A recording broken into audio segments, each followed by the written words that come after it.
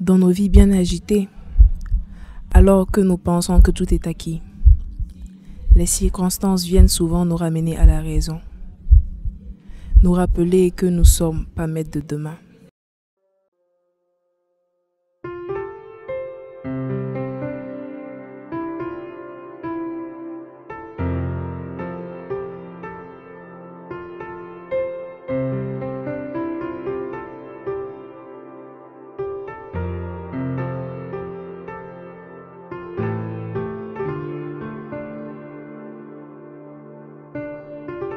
Je suis Vanessa Kalandji, arrivée au Maroc en 2019 pour mes études, les rêves plein la tête et des ambitions à revendre. Alors que je commençais à m'adapter à cette terre étrangère, comme plusieurs, ma vie va basculer au cours du premier trimestre de l'année 2020. Avec l'exacerbation de la pandémie Covid-2019. Le 15 mars 2020 marque un tournant décisif avec l'instauration du confinement au Maroc. Dès janvier, de nouvelles habitudes s'installaient dans notre quotidien. Port du masque, utilisation du gel hydroalcoolique, lavage régulier des mains, distanciation physique. On s'y adaptait en douceur. Mais cette affaire de confinement, je ne m'y attendais pas. Et vous? Alors, voici mon histoire.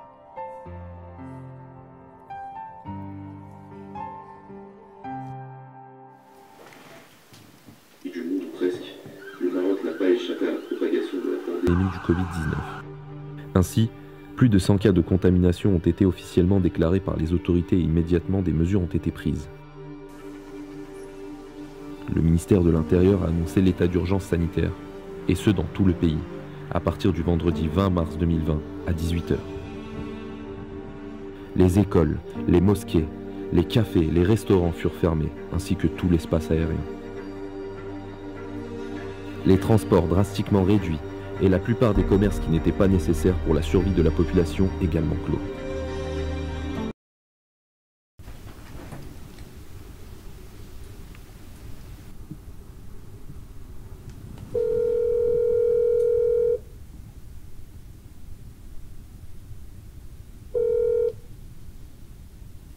Allô? Allô? Oui, bonsoir Yaya, comment tu vas? Bon, ça va chez moi, ça va.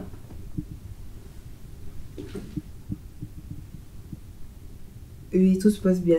C'est juste que là, je viens de voir les infos. Apparemment, vraiment, le Covid, là, c'est chaud. Hein. J'avais pas pris ça à cœur comme ça. Je savais pas que c'était aussi sérieux. Tout est fermé, tout est fermé. Maintenant, je vois même qu'il y a l'école qui vient de nous envoyer un message comme quoi, oui, les cours sont arrêtés. On va plus à l'école carrément. Franchement, ça me dépasse, quoi. Ah, on va faire comment encore? Les cultes. En fait, ça veut dire qu'il n'y a plus de rassemblement carrément. Ah, on attend un message du CPO. Ok, en tout cas. Prends soin de toi. Bye bye. Bye bye. Merci. Ça. Chers anciens, en tout cas, merci vraiment à Maman de la Lune, Frère Gervais et Maman Goulet d'être venus. Vous savez, on est en situation d'urgence. J'ai essayé de contacter les autres, mais ils n'ont pas pu venir. Vous savez que les autorités ont décidé d'arrêter les cultes et tous les rassemblements. Donc nous devons voir comment faire fonctionner l'Église, même si nous n'arrivons pas à nous rassembler. Et donc c'est pourquoi nous devons prendre des décisions rapidement pour éviter que les activités s'arrêtent et pour maintenir la foi de nos paroissiens. Je vous épargne les détails de la réunion. Ils ont parlé. Ils ont beaucoup parlé.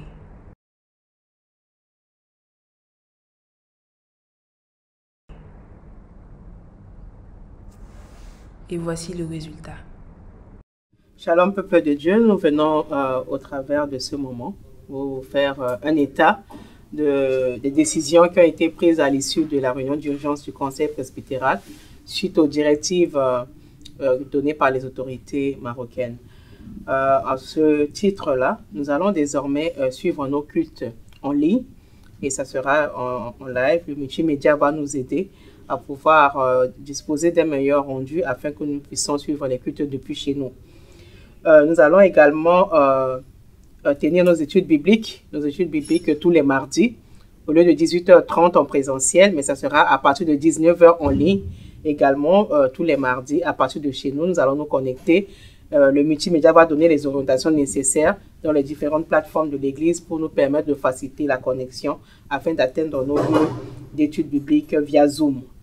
Également, nos moments de prière d'intercession de vendredi sont maintenus, mais toujours en ligne également à partir de 19h pile, au lieu de 18h30 en présentiel. Nous allons continuer à avoir nos moments de prière d'intercession ensemble et nous invitons vraiment tous les paroissiens à suivre tous ces programmes pour l'édification de la foi de tout un chacun. Enfin, la dernière mesure concerne la collecte des offrandes.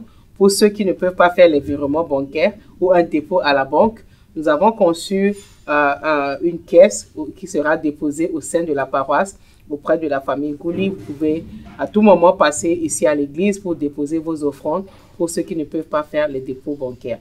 Donc voilà les différentes mesures et décisions prises par le CP pour nous permettre de continuer à vivre notre communion fraternelle à distance. Que Dieu vous bénisse.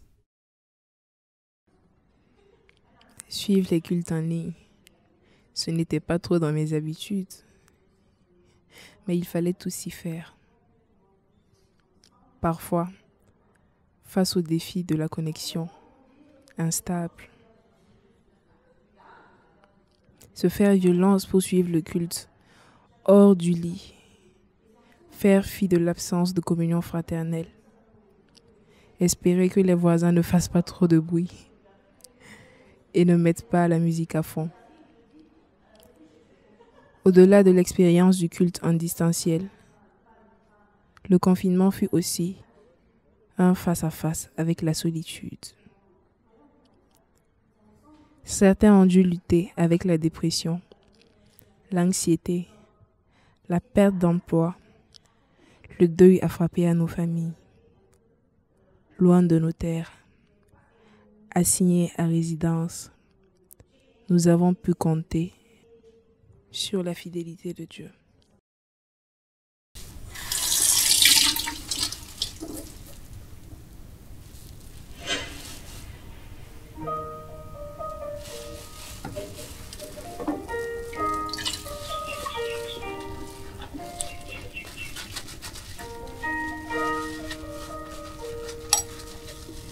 Chers frères et sœurs, je vous salue dans le beau et précieux nom de notre Seigneur Jésus-Christ.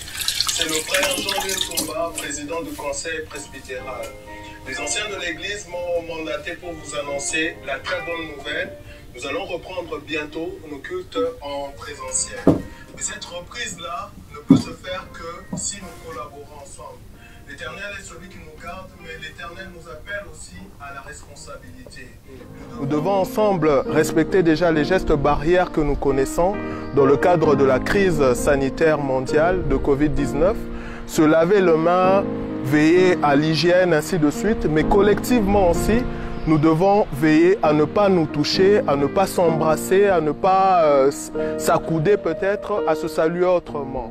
Bien aimé, déjà dans le cadre de la reprise, il y aura une installation d'une zone d'accueil ici.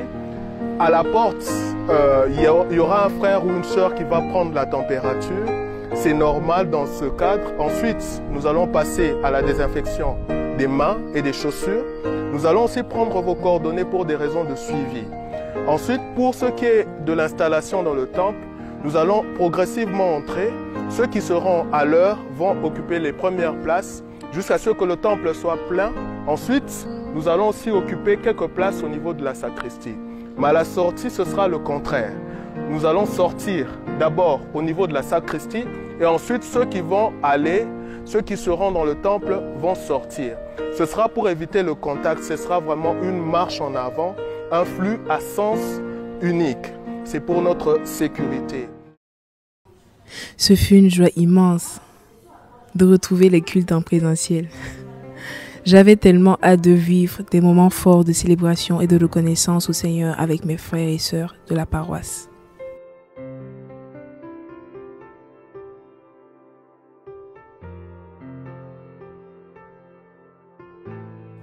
L'empressement était à son comble, au point d'oublier l'accessoire indispensable depuis l'être Covid.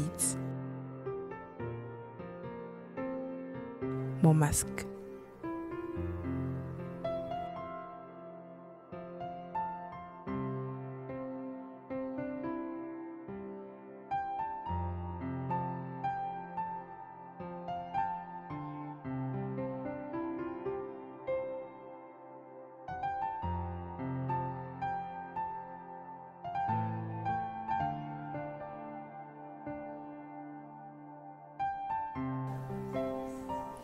À l'église, le nouveau dispositif est parfaitement respecté par l'accueil, qui abat un travail formidable.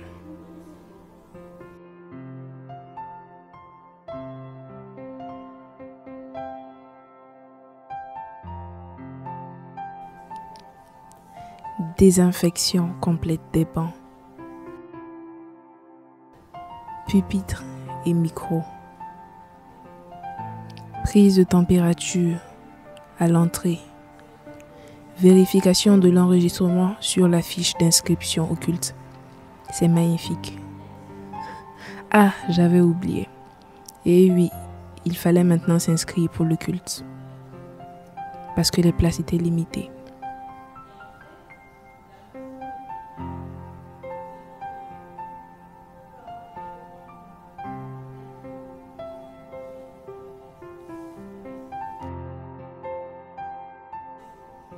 Je ne peux pas vous donner les paroles, parce que la parole de Dieu est déjà là.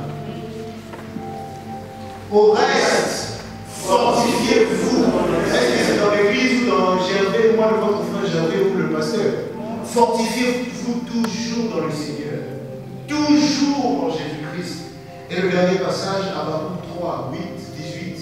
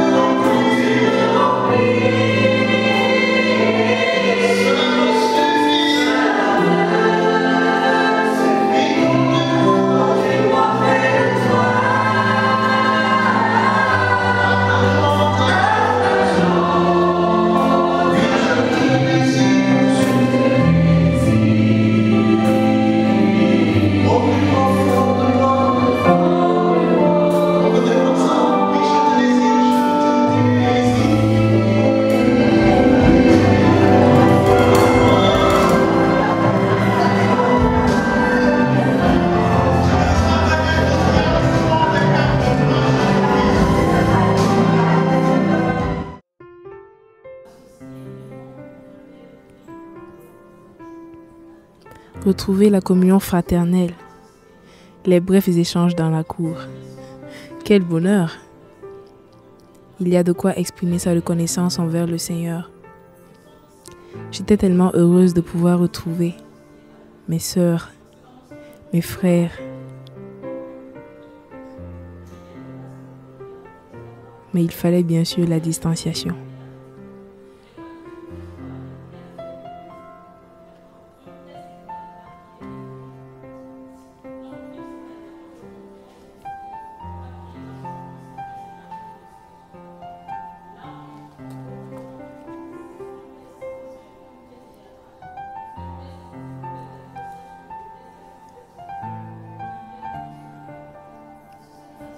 Le déconfinement a permis de retrouver les sourires.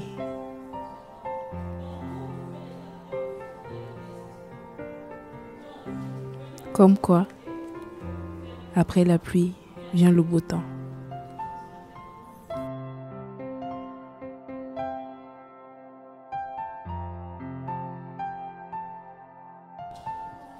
Bien sûr, je ne saurais terminer cette séquence sans vous parler de ces moments de joie.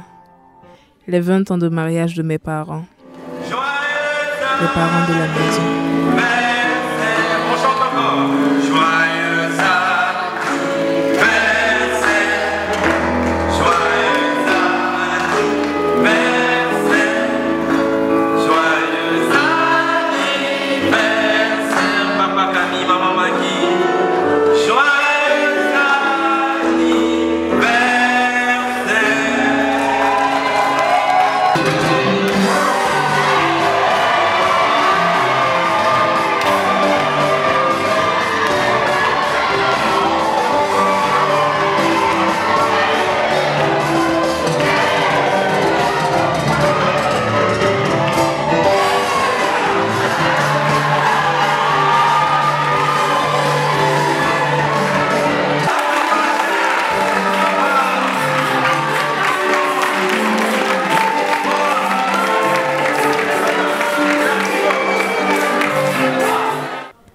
Ainsi s'achève l'histoire de mon confinement. La grâce du Seigneur est toute suffisante. Portez-vous bien et que le Seigneur Jésus vous garde dans ses bras d'amour. N'oubliez pas de porter vos masques.